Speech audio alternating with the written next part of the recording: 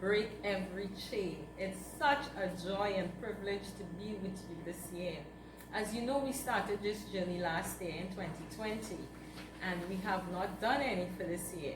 But the good thing is to know that you are missed. And quite a number of people have been asking. Up to yesterday, someone asked me if we are not doing any more videos. So to all our subscribers, our friends, we love you, we appreciate you. Thank you so much for standing in there with us.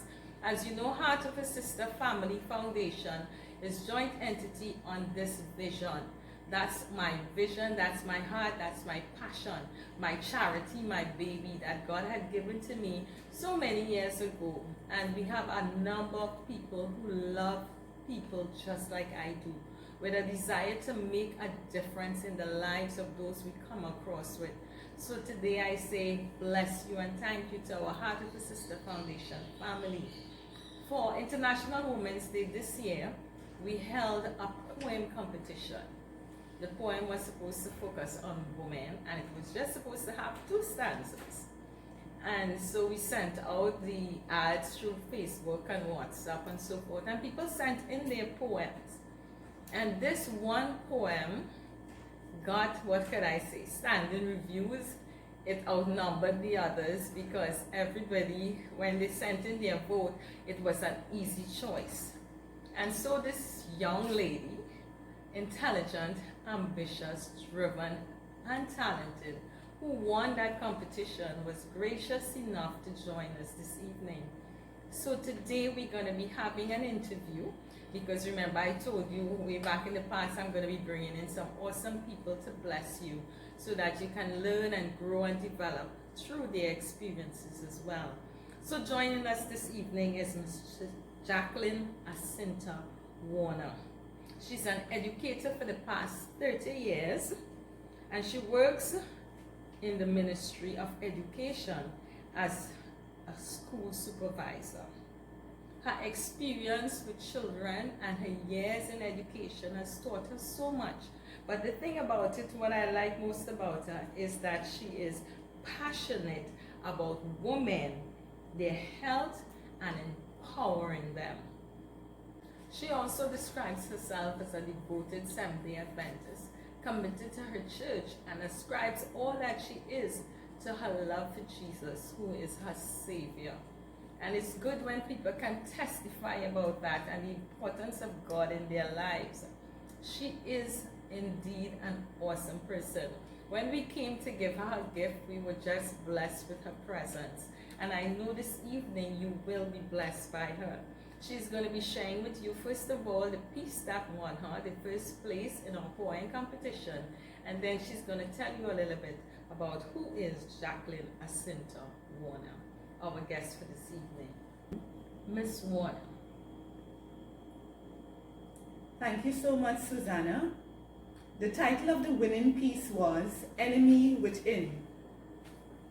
Through the disease of tainted lens, you blinded yourself to all she meant. Endowed with beauty, strength, and grace, you shouldn't on her your aggression place. In every way, she is your equal, not a character in your drama sequel. She is to you a valuable asset, not to be treated callously or like a reject. Stifling her talents and creativity, destroying her with all your negativity. Her silent screams echo through her tears, her love tainted by your instilled fears. Dismiss your narcissistic, egotistical ideations that you must have her in complete subjection. See her as your helpmate and companion, not your sparring partner or competition. Visualize her as a woman of worth, capable of giving your dreams birth. Love, respect, value, and treat her with pride. Committed she'll remain, always at your side. Thank you so much. What an awesome piece. Could you tell us a little bit more about yourself and what might have led you to becoming the person to write such powerful words? I have been a devoted Seventh-day Adventist now for probably just about 30 years. I've been an educator. I currently work as a school supervisor, and I've always had a love and passion for working with children, for empowering women, and for giving back. And so when the opportunity presented itself, when I saw the flyer for the competition, with domestic violence being so topical in the country right now, I said this would be the best piece for me to submit out of the collection that I recently started. Awesome. And I'm hearing collection. You did send a piece to me that talked about why do they go back, and that really echoes the heartbeat question on so many people's mind. And you capture really and truly what people are asking, what people are thinking. Would you consider yourself an advocate for women? I would definitely consider myself an advocate for women, because I believe when you empower a woman, you are empowering a person who is going to be a change agent, and that change agent can affect generations to come. So I believe that a woman has an integral role in society, and if collectively we can work on empowering women, we would really be changing the scheme of things in the country and in the world. I do share your vision, and hence the vision for Heart of a Sister Foundation. Because when women are broken, the family is broken. Yes. It creates a trickle effect that everybody is touched by it. And you know, sometimes you will come across men who might say, well, what about us? And I agree totally, because we do have a male arm soul of a brother and that would deal with the male issues. But the women being the nurturers, the ones standing in the gap for children, spending more time with them, they are the one most times that the children are impacted by. Yes. And when the women are broken, the home is broken. Agreed. And so we really, really, really appreciated that piece, because it echoed our vision as a foundation. Do you write about anything else, or is this your passion and you stick with that? No, it's not my passion, and I stick with that.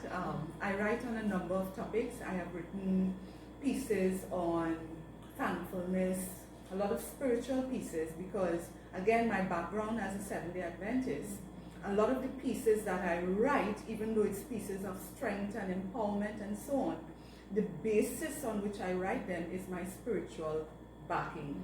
So even though I am speaking to those issues, somewhere in that it resonates that you really are going to find the strength to move past your challenges and your circumstances by having a life that is embedded in a relationship with Jesus Christ. Awesome. That's powerful. That's powerful. And I see, based on your background and your experience in education over the years, I would want to think that coming across the youths, because I believe we must tackle the problem early. And being in the education system, how do you see our young people's lives? Is anything being put in place to help them before they reach the place of being abused or making those negative choices? Do you think we are doing anything to address this issue at a young age? Well, the Ministry of Education has an arm called the Student Support Services, and that arm would have persons who are guidance officers and school social workers. And yes, they are doing their part in terms of addressing some of the issues that students present with at a very early age. But I think much more needs to be done in terms of national-wide, in terms of sensitizing our young boys and our young girls to very early have self-respect, have self-love, to respect each other and to see each other as valuable, and each making a contribution to the fabric of society. If we can instill the correct morals and values in our boys and girls early, then some of the kinds of problems that we are seeing presenting in the early teenage years, and then when they become young adults, that could be treated with. So certainly I am one who is for sensitization and education on a wider scale than we are currently doing it. Very well, I do agree with you 100%. Because, you know, sometimes we think about our age bracket and when we were raised, and you would hear some folks with the mindset that, you know, we had a certain level of discipline, which some people would say borderline on abuse, but it produced a different quality of children. But then the children like us who would have experienced that, in our mindset somewhere, we said, but we're not going to do that. We're not going to pass on that kind of thing. We're going to give our kids liberty, and we're going to give them freedom of choice, and we're going to allow them to, you know, be different. And the question is sometimes, the conversation is it that we were in error to not pass on the teachings and the values that we might have gained that caused us to be who we are today? And therefore we have now the consequences of reaping a generation in which children lack that sense of strength of will, decision making, you know, a sense of character to make right choices. Do you think there is a gap between how we were raised and how we are now raising our children? Definitely there is a gap between how we were raised and how we are raising our children, because the family dynamics has changed. Back when we were children, you had the extended family, and so within close proximity you had grandparents, you had aunts and uncles. But now families are very diversified and they have gone far removed from each other. So very often you are finding, even if it's a nuclear family, it's a nuclear family in a community where the Johnsons are the only Johnsons. They're, you know, next door neighbor is not a Johnson, and down the road is not a Johnson. So that construct in itself has changed. What has also changed is the way we train and parent our, you know, our children. And certainly when we look at what went on in our generation with us not passing on those traditional values, we have literally lost a generation. We have been very, very permissive with this generation, and I think we are reaping the whirlwind of it, because there is a sense now of entitlement coming from our young people, whereas we were taught that we had to work hard and we had to persevere and we had to seize the moment in order to get ahead. They basically are waiting for everything to be handed to them on a silver platter, and when it's not, they take it. I so agree with you. You speak my heart. And it's nice to hear you articulate it so well. And how do we address this as a nation, as a people? How should we go back and make it right? Is it possible? Is it too late? You know, we are forced to ask the question, is it too late? How can we turn back the tide?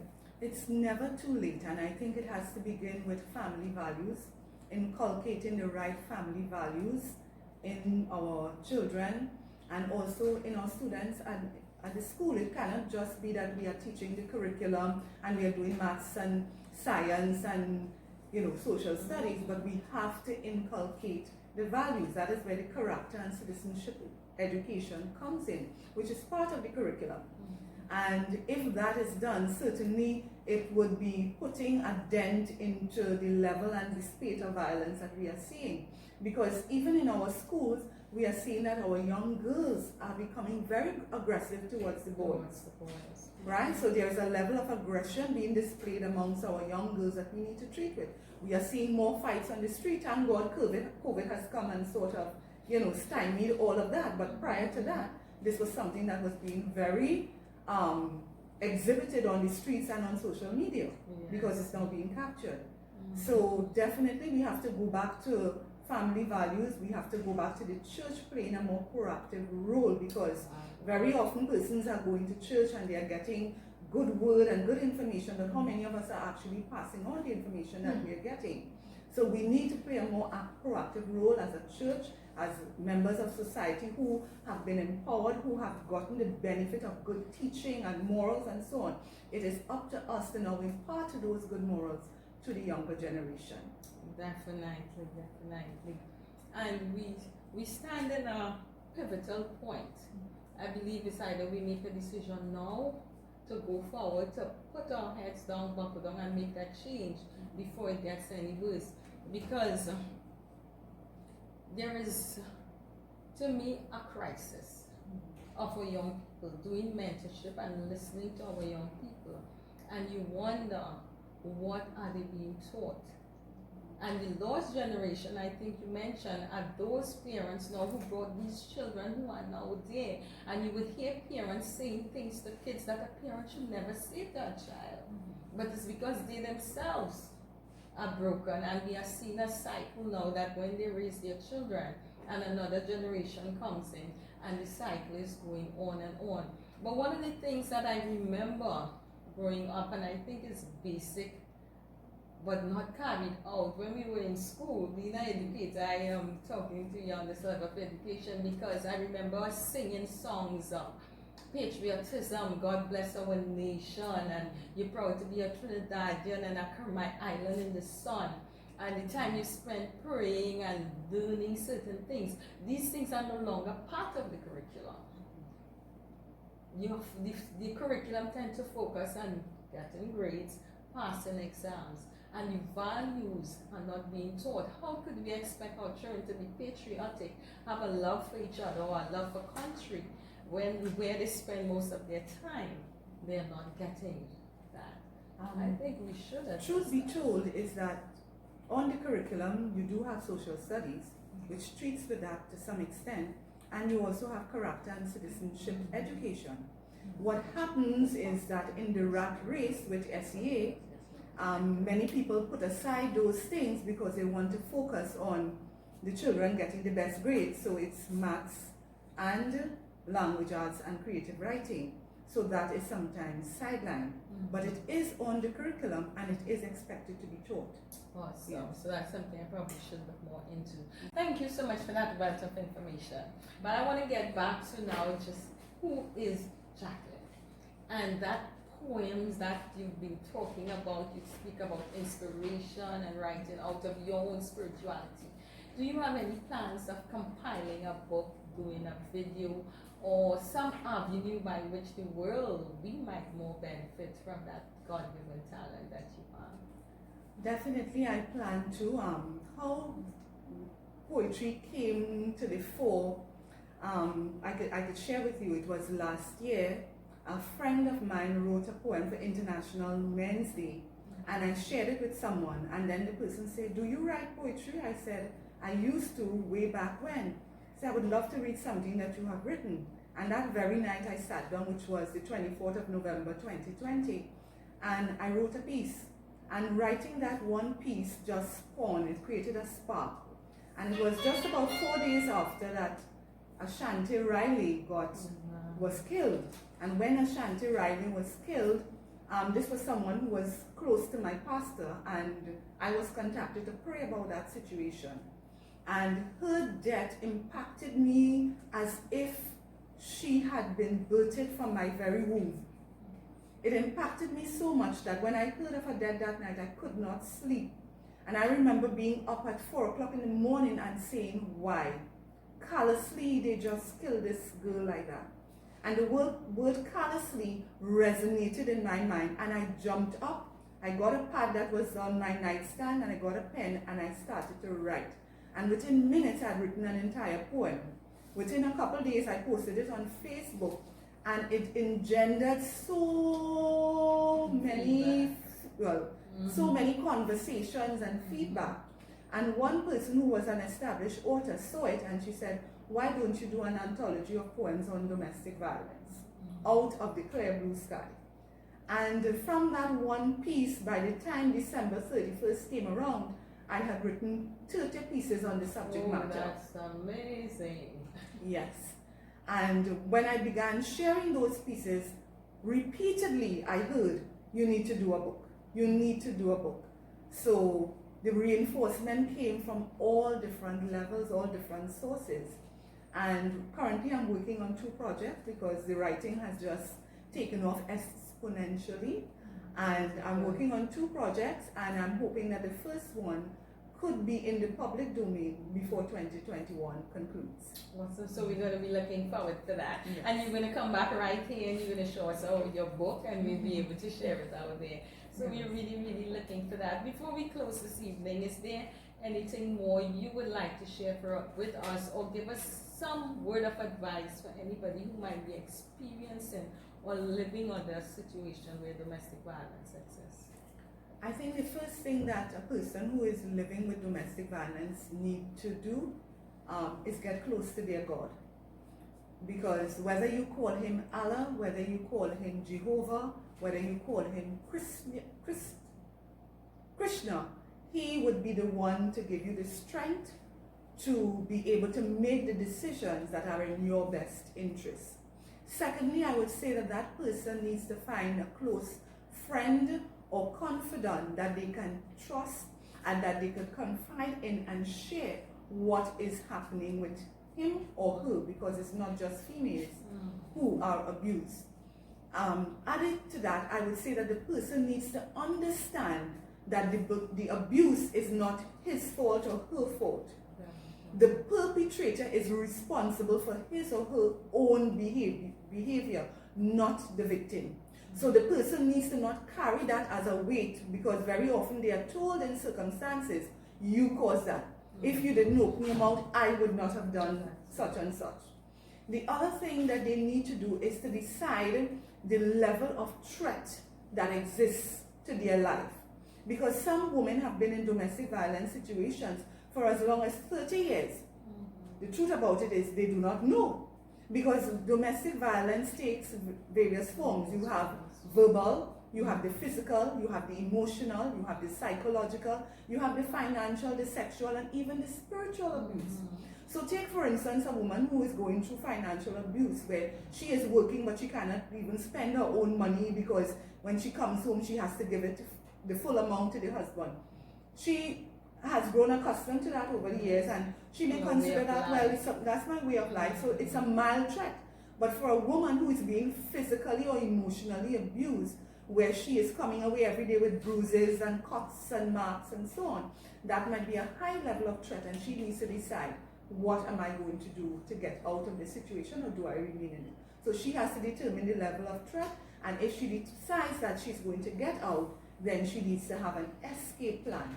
And that escape plan involves having a safe place to go to, putting aside some cash, having your escape bag with your important documents like your birth certificate, your passport, medications that you would normally take or your children would normally take, and of course, items of clothing and so on. Thank you so much, Jacquelin, for being here with us this evening. You have done, I believe, those who listen to this video would gain value from it, from what you have shared and from who you are as a person. So we just want to thank all our viewers and encourage those of you who are viewing to subscribe and share with your friends, share with your family, join our community, the Freedom Tribe, as we excel in what we do to grant people, to bring them closer to experiencing personal freedom, because this is what we all desire. So God bless you, love you, have an awesome day. Bye for now.